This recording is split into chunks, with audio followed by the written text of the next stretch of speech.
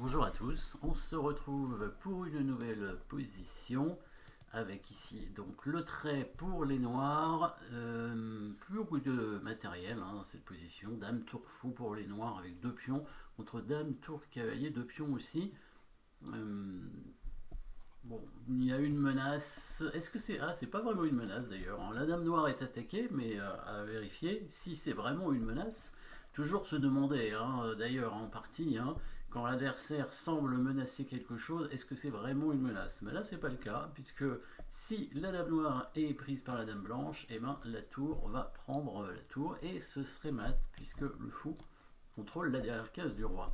Donc ce que j'allais dire, c'est que le roi blanc est plus faible évidemment, puisque il y a déjà pas mal de pièces, enfin les pièces noires sont plutôt en direction du roi, étant donné que la dame noire est sur la deuxième rangée, la tour donc contrôle la colonne ici devant la tour adverse, donc la tour noire d'ailleurs ne peut pas être prise non plus, pour la même raison, enfin, là ce serait une déviation, la dame blanche serait plus protégée.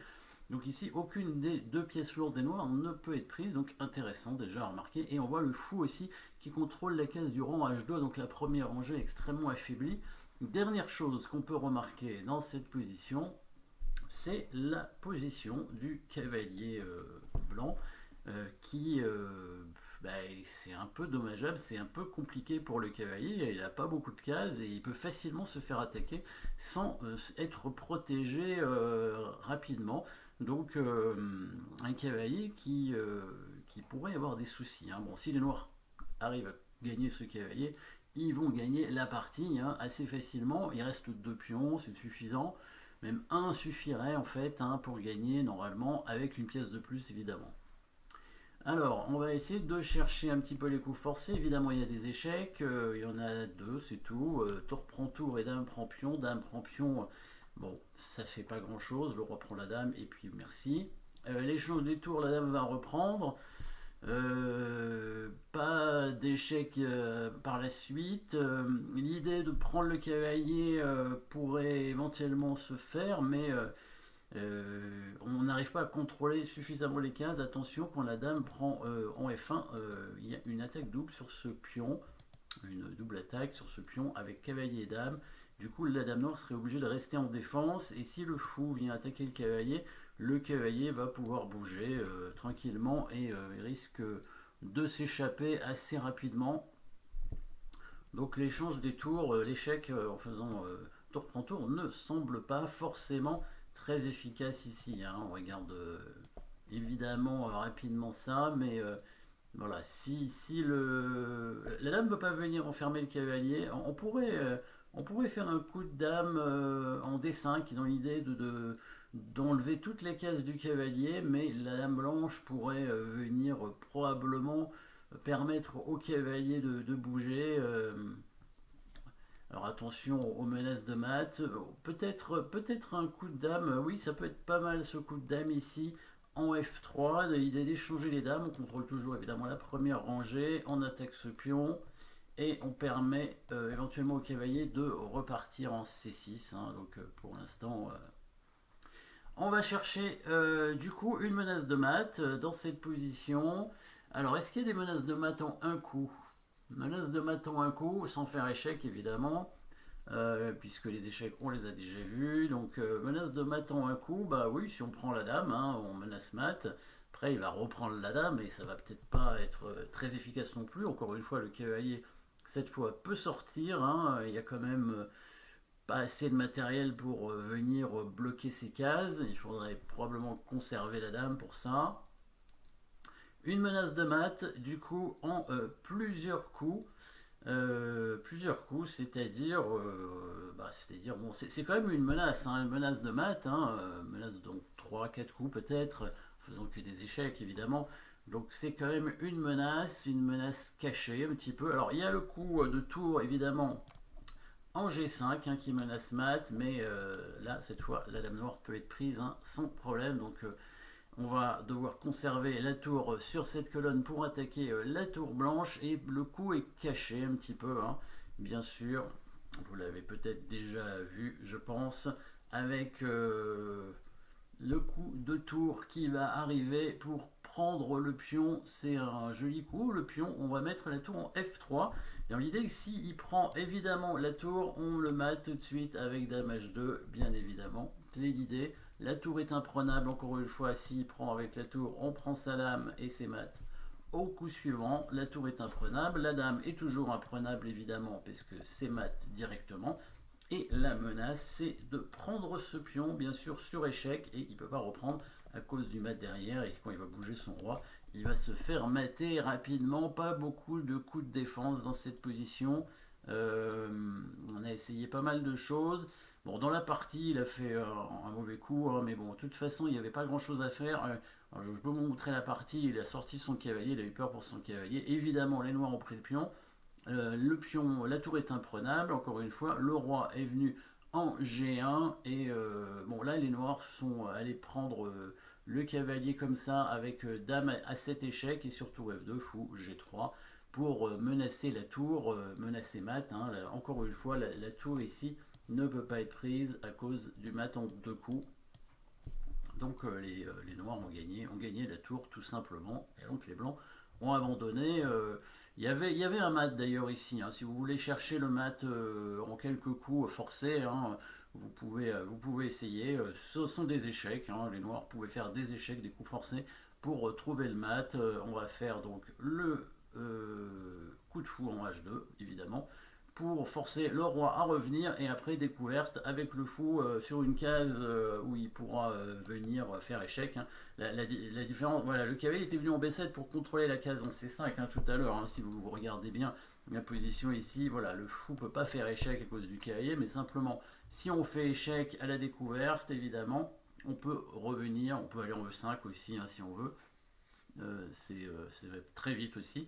S'il prend la tour, c'est toujours pareil. Et s'il vient là, évidemment, on fait échec. Il va couvrir avec sa tour et on va la prendre avec la dame. Ou alors on prend la dame, tiens, allez. C'est mat dans tous les cas, hein, c'est mat en un coup. Du coup, cavalier B7 n'était pas bon. Le seul coup, en fait, jouable dans cette position, c'était le coup roi en G1, qui était intéressant, hein, dans l'idée. Maintenant, s'il prend en H3, on prend sa dame, hein, puisque c'est plus échec, tout simplement. Donc là, ce serait vraiment pas bon du tout. Voilà, là, quelle est la suite qu'on va faire avec les noirs? Vous pouvez chercher, hein, pour trouver la façon de gagner. Ici, on va pas réussir à mater, hein. On va finir quand même par gagner ce cavalier. Voilà, ça va être du coup l'idée des noirs, hein.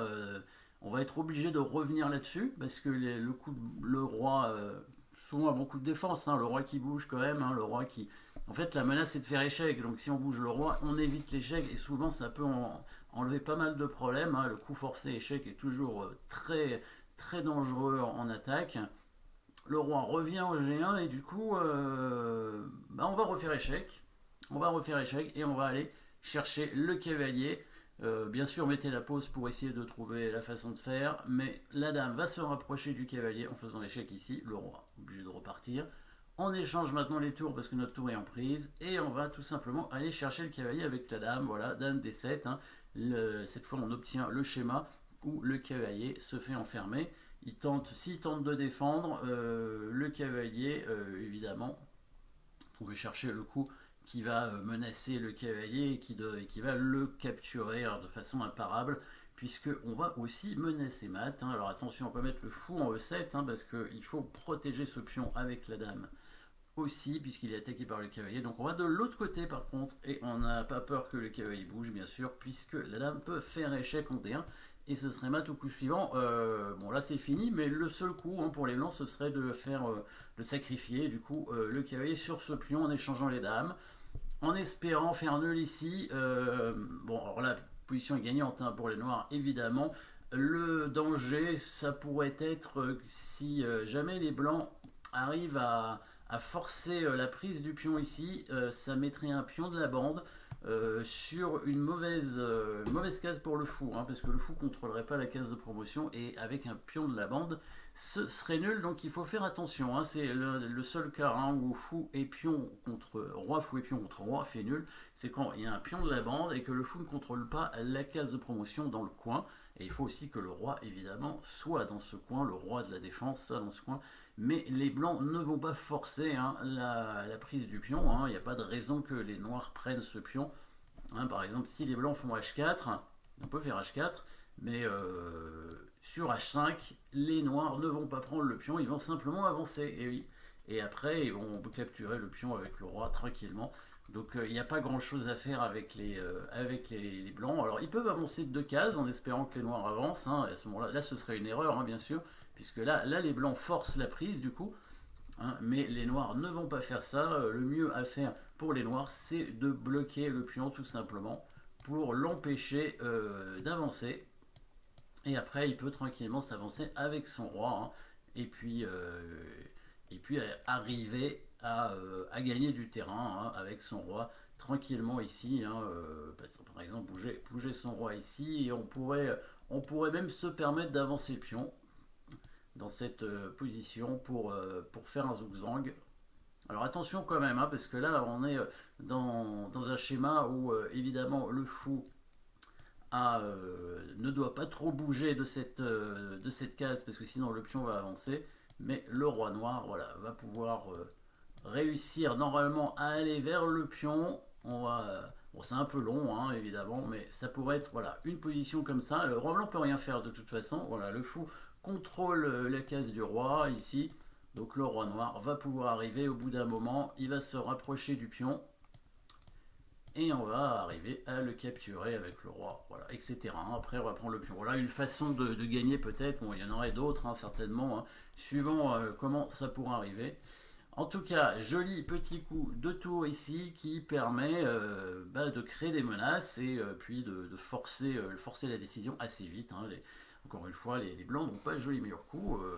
Et donc les noirs ont gagné rapidement mais sur la meilleure défense. C'était gagnant quand même, évidemment, grâce à cette petite finale technique ici avec roi fou et pion contre roi de pion.